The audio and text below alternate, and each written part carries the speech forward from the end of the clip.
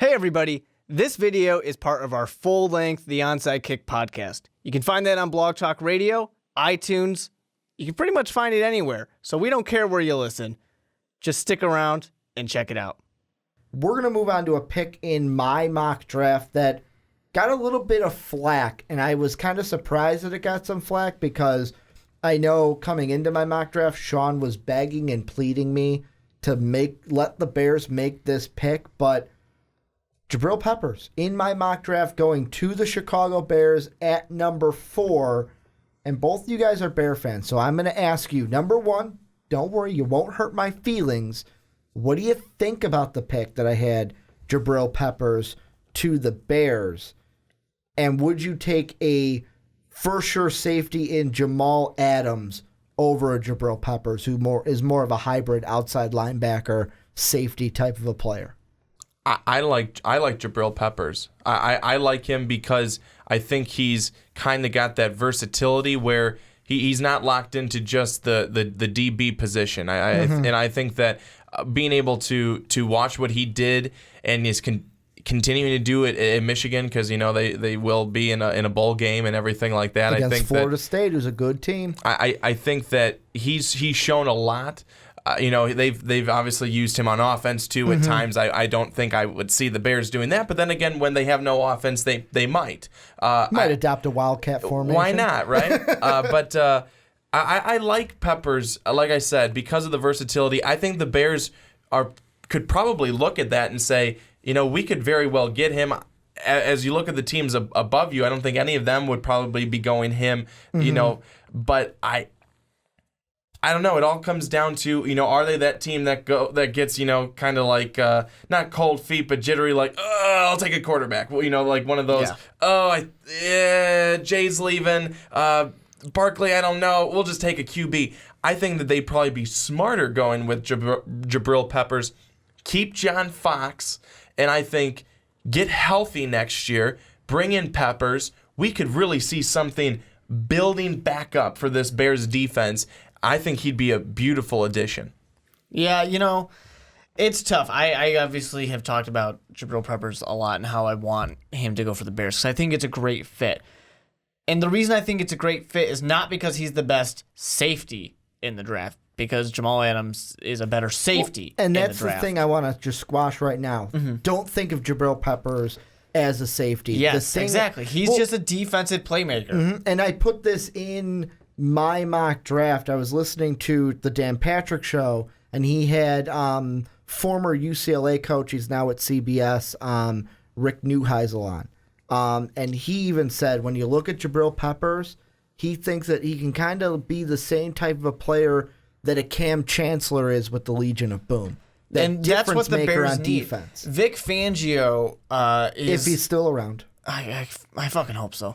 As the one thing I want to for sure still be in Chicago. Anything else can go. Still there. I just want him. And it's just the thing that he is such a good defensive mind. The things that he can do with a guy who can play linebacker, a guy who can play safety, who can be in the box. He can do literally anything you want him to do. That's amazing. The strong point of the Chicago Bears is those linebackers. Of course, right now they're either injured or suspended for PEDs, but those linebackers are really where it's at. And when you can add a guy who could do that, but could also be that safety, you can get so creative with these guys. It's Chicago based on what they have right now. It makes sense. And again, if I'm Fangio, I'm pushing for Peppers because he's saying, hey, give me an opportunity to make this defense better. I can bring you the packages. I can bring you the schemes. He can fit them all in some way or another. Yeah. Bring me this player, and we can make something happen. And I would find it very hard for the Bears to, if they're for some reason looking in a different direction, not at least entertain the option of Jabrill Peppers for all the reasons we stated, all the plays he's made while at Michigan. The guy is very good. And like you said, he's not safety, DB.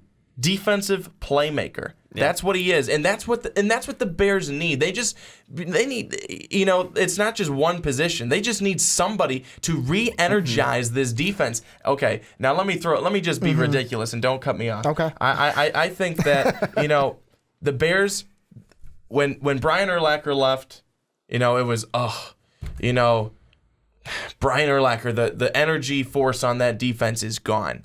Could Jabrill Peppers be not the new Brian Urlacher, but the new energy on that defense? If they could get him. Again, this is all a hypothetical. He's not even there yet. Don't know if he's going to be drafted by the Chicago Bears, but could he be that new energy? That guy that, okay, you're a rookie and stuff like that, but going up and saying, hey, guys, let's go, let's get amped up, we've got to go, and be the one who, after each play, is the one getting everyone up off the field, going off the field, and going up to everybody after they make that big play, because that's what the Chicago Bears lack right now. They lack any energy at all on either side of the football. They're awful. But I think they need that guy who has energy, brings swagger back to the defensive Chicago Bear team. And I think it all stems from, where's he coming from? He's coming from Michigan, where he's bringing his khakis. Jim Harbaugh came to that team, and he infused a certain swagger to that Michigan football team. And when I see Jabrill Peppers play for them, he has that swagger. And yes, he could bring that swagger to the Chicago Bears. In my mind, this was, and obviously this is why I made the pick for the mock draft, this is the A-plus pick for the Bears. You don't need to go quarterback. I think the Bears would be fine with, and this is just to touch the quarterback situation, because I know there's probably some people that are like, why isn't Trubisky or why isn't Kaiser being drafted here? I think you guys can do a good enough job with either Brian Hoyer or Matt Barkley, because let's be honest, Matt Barkley is not why you're losing games right now. It's the receivers who can't hang on to the ball. If he can be protected and receivers can hold on to the ball, which you assume they would when you're playing either first, second, or third string. I've been impressed with Matt Barkley. With what he's been doing. He's been fine. He's not been amazing, but he's been fine. He's been going out there he's been trying to win games. I think that he can do enough if the rest of the pieces are there. And to go off of the energy statement, imagine having Leonard Floyd, who is quite possibly defensive player of the year, rookie of the year, defensive rookie of the year. When you have the kind of more sturdy guys like Trevathan, like Freeman, and then you put Jabrill Peppers into that, you are building your Monsters of the Midway. Boom, Monsters of the Midway. You are building what Von Miller brought to... You're building the mom. Yeah. what Von Miller was able to bring to Denver. That's what you're building, and that's what Vic Fangio is good at. I do think it's important to note that really what we need to find out is just which one of these guys has longer arms, because that's what Vic Fangio likes. A guy with long arms. Ricky, I want to know that you said you took flack for this pick. Why were you getting flack because of the pick itself of Jabrill Peppers, or are you getting flack because you didn't go quarterback for the Bears at this position? The reason why I got the most flack on this was for the safety position itself, where the comment that we received was I do agree that you kind of fucked up on this one. Why did you go with a Jabrill Peppers when a guy like Jamal Adams is there? And that was the big thing. Didn't go until 16 overall. Well, and that's the thing, and I will touch this now. With Jamal Adams, I'll be honest, when I look at mock drafts, especially this first one, this is before the teams have even made interests in players. The game film's not there. We don't know where teams are leaning. So this first one, I go heavily on needs. I go heavily on team needs.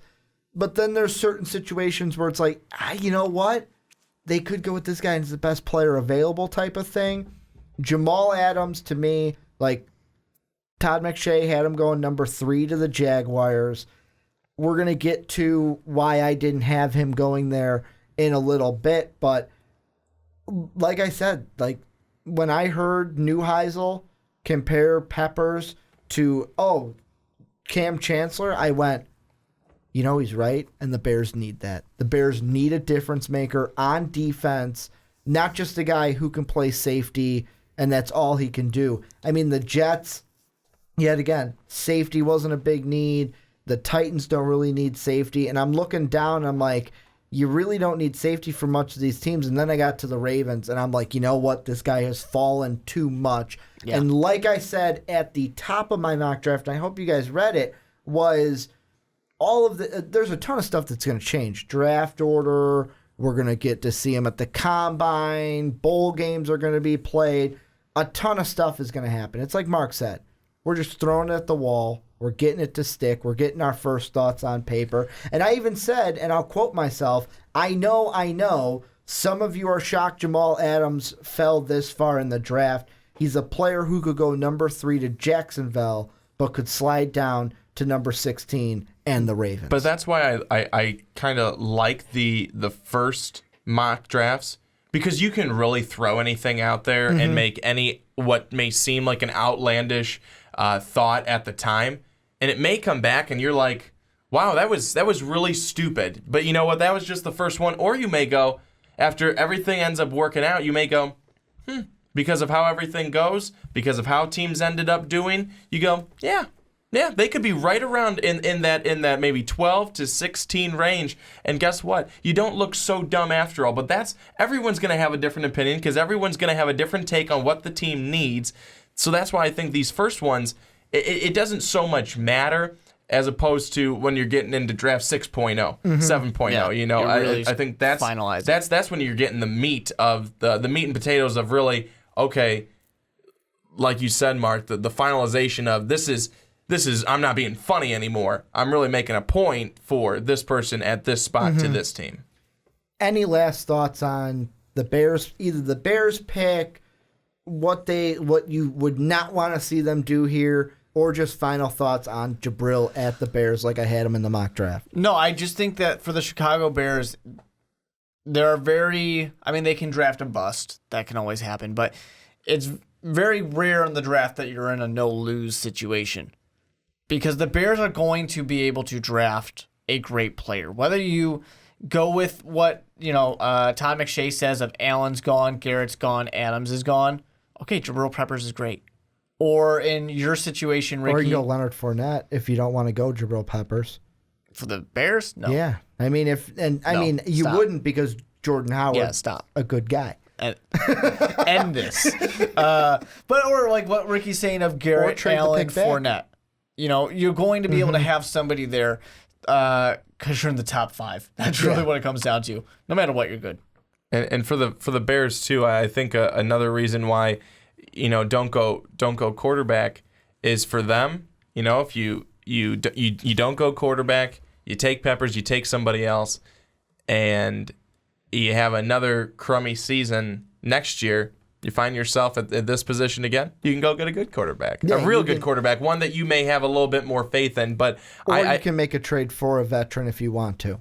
But my final thought is I would like the Chicago Bears going with that Jabrill Peppers pick. I think it would be a wise one. I think it would be a very good decision. Again, I like it because of his versatility on the defensive side. He's not locked into one position. But I also believe that the 49ers should go quarterback, because I think that not only do the 49ers need to clean house in a number of different areas, they need to clean house in some of the position players that they have right now. Fire Chip Kelly and hire Jeff Fisher because he wants to play the Rams. No. But give him the chance to get the worst coach of all time record all to himself. But I really am saying I think they need to move on from the quarterbacks they have right now and bringing in a guy like a Deshaun Kaiser. I think who knows how to win when it's good and he can play when it's going well. But he's also been able to see a really tumultuous season there in Notre Dame this past season. So I think it's he kind of sees both sides, and I think he knows which side he'd be going into with San Francisco. Well, and you guys know the drill. This is where you guys come in. Let us know down below what you guys think. The Jabrill Peppers pick. What do you think? You didn't see the comment from my mock draft. You want to get in on it now? Get in the comment section and let us know what you think. Well, I hope you enjoyed that. And don't worry, there is plenty more where that came from. You guys can check it out right over here. Click that video, start watching it, and just stick around on Most Valuable Podcasts.